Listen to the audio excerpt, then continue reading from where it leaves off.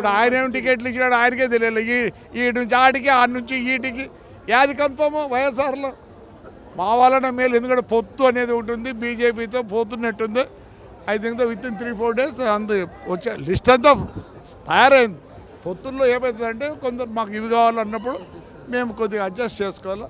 మా వాళ్ళని కూడా మమ్మల్ని కూడా ఒకవేళ రేపు తాడిపత్రి కావాలంటే నన్ను వచ్చి ప్లీజ్ చేయాల్సిందే. అది పరిస్థితి కాబట్టి అంత తొందరగా ఏం లేదు, అయిపోతాయి ఒక 3-4 days. చాలా మంది సీనియర్లు సీట్లు ఉండకపోవచ్చు గల్లంతవుతాయని ప్రచారం. నేను ఒకటే చెప్తే ఏం సీనియర్లు, నేను అయిపోయింది ఇదే లాస్ట్ 2029కి ఎవరైనా నిలబడాలంటే ప్రజలతో ఉంటే పార్టీ నాయకులు వచ్చి మీ ఇంటి దగ్గరికి వచ్చి నీకు సీట్ ఇస్తారు.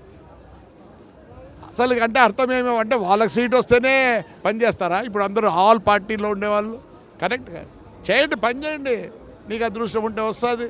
అసలు పబ్లిసిటీ మీ కనీసం నేను చాలామంది చూస్తున్న పేర్లు అసలు వాళ్ళకి ఎల్లలు తెలియదు, వాళ్ళ కాన్స్టిట్యూన్సీలో ఎల్లలు తెలియదు, ఎక్కడ నీళ్ళు పుడతాయో తెలియదు, ఎక్కడ నీళ్ళు ఎండైతే తెలియదు, ఎక్కడ వాటర్ తాగేదానికి ఉందో తెలియదు, ఏమీ తెలియకుండా మాకు సీట్ కావాలి. ఎందుకు?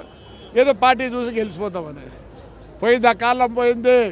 ఫేస్ వాల్యూ ఉండాలా, ఫేస్ వాల్యూ ఉంటేనే కనీసం 3% ఫేస్ వాల్యూ ఉంటే నీకు ఏమైనా తక్కువ ఎక్కువ ఉంటే అది కవర్ చేస్తుంది. అంతా ఎట్లున్నాడు ఏదో వస్తే చాలు గెలిచిపోదాం అనుకుంటారు. తప్పు, ప్రజలంతా మొబ్బుగా లేరు, చాలా ఎడ్యుకేటెడ్ అయినారు, ఎస్పెషల్లీ యంగ్ చిల్డ్రన్. సరే 18 వాళ్ళే they are going to decide the factor. 18 years ఉండే వాళ్ళంతా డిసైడ్ చేస్తారు ఫ్యాక్టర్ని, ఎవరు గెలుస్తారు ఎవరు. ఎందుకంటే they are looking at the men who is contesting.